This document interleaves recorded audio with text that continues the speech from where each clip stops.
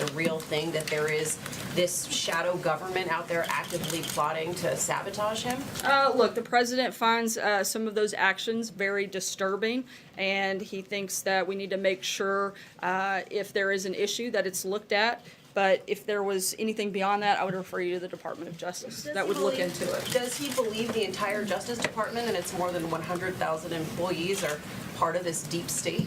Obviously, he doesn't believe the entire Justice Department is part of that. You know, one of the things that the president has done is appoint Christopher Wray at the FBI because he wants to change the culture of that agency, and he thinks he's the right person to do that. Steve? What does the president see as the end game in Iran? Would he like to see regime change?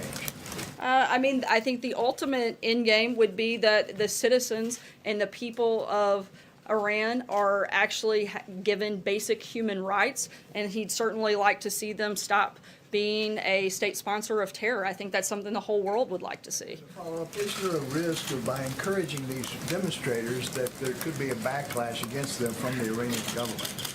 No, and you know, I think one of the big things, and I think even Hillary Clinton outlined this when she said that the Obama administration was too restrained of the 2009 protests, and said that won't happen again. And for once, she's right, and we agree with her, because President Trump's not going to sit by silently like President Obama did, and he certainly supports the Iranian people and wants to make that clear. Matthew? Thanks, Sarah. Another question on one of this morning's tweets. Is the president requesting that the Department of Justice investigate Huma Abedin?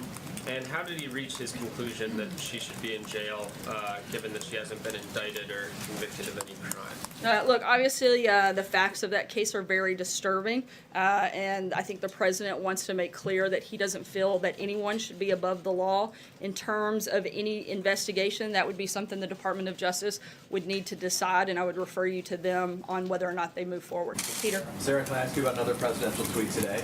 The president today appeared to take credit for 0 commercial airline deaths in 2017. In fact, there hasn't been a U.S. commercial airline fatal crash in the country since 2009. So does President Obama deserve credit for that long stretch that dates back to 2009? Look, the president has raised the bar for our nation's aviation safety and security. He certainly is very grateful. Last year, the president announced his initiative to modernize air traffic control, and under his leadership, the Department of Homeland Security released enhanced security measures to ensure safer commercial air travel. Look, the president's very happy that there were no commercial airline deaths in 2017, and we hope that that trend continues well into 2018 and beyond. Brian? Just to follow up, then Michael Huerta is the FAA administrator. Obviously, he's had a successful run. He's an Obama holdover. His term expires this week. Will he extend Michael Huerta?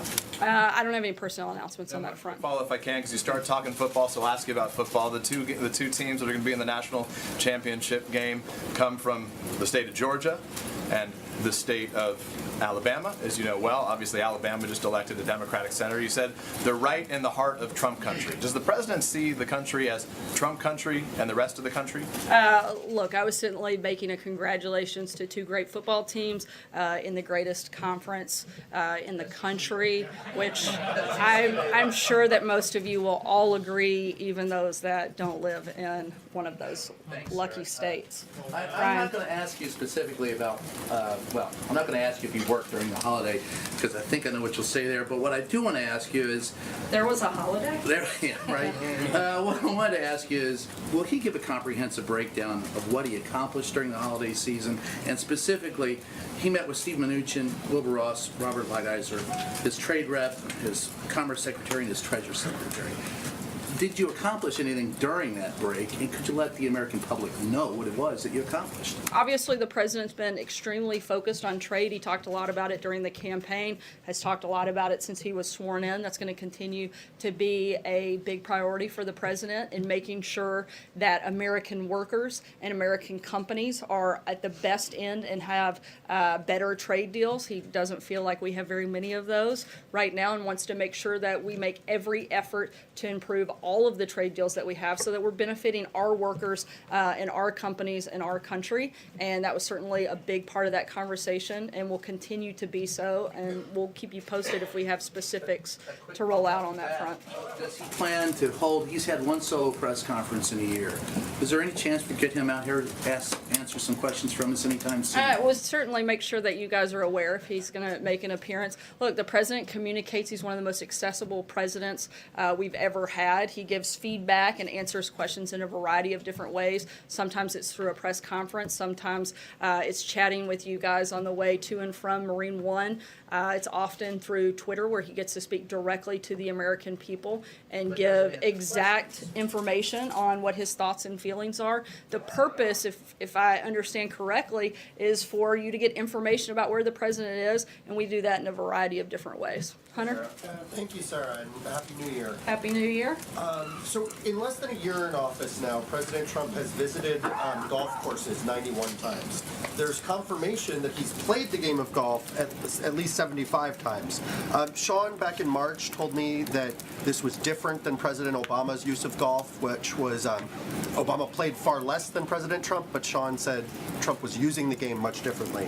Can you tell me the biggest single thing the president has accomplished for the American people during his time on the golf course? I think it would certainly be developing deeper and better relationships with members of Congress in which those relationships have helped push forward the president's agenda, specifically when it comes to helping get the tax reform and tax cuts passed. A lot of that, I think, and the success of that came from the strong relationships that the president has, and he's played golf with a number of senators and used that time certainly to accomplish that. If so much has been accomplished during this time, there seems to be a bit of a transparency issue with his time on the golf course. We don't always get confirmation of what he's doing there, despite a lot of requests. There was this incident with the box truck.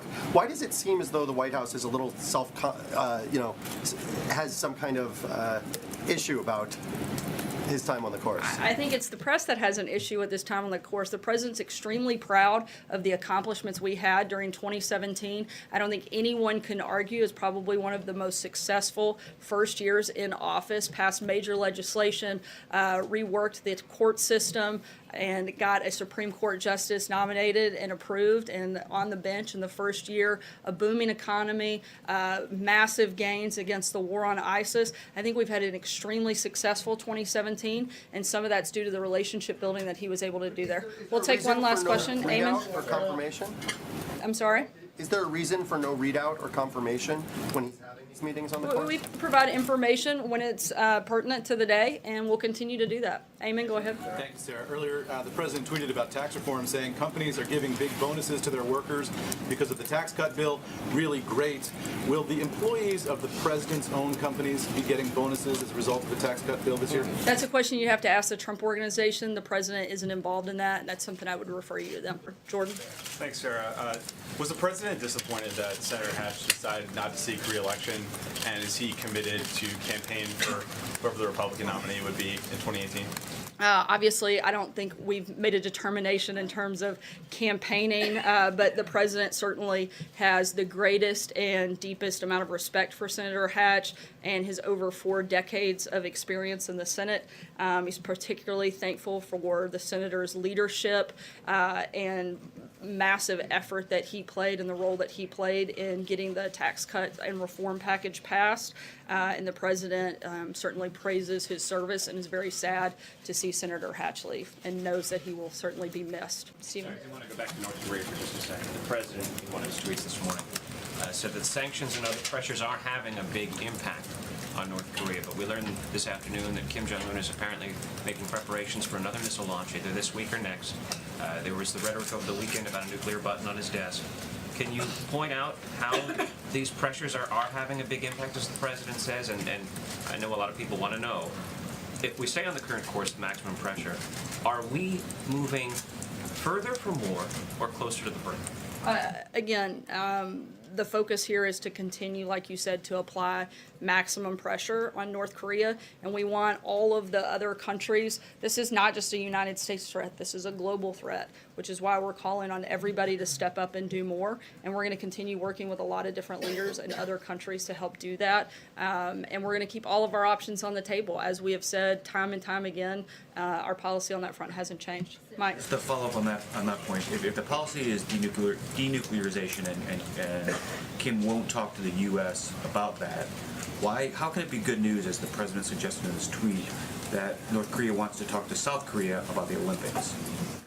How can it, I'm sorry, what was the last one? It may be good news that North Korea wants to talk to South Korea about the Olympics. Look. In what scenario is that good news for the White House? Look, our alliance and friendship with South Korea remains stronger than it ever has been, and we're in close contact with those people about a unified response. We're going to continue to work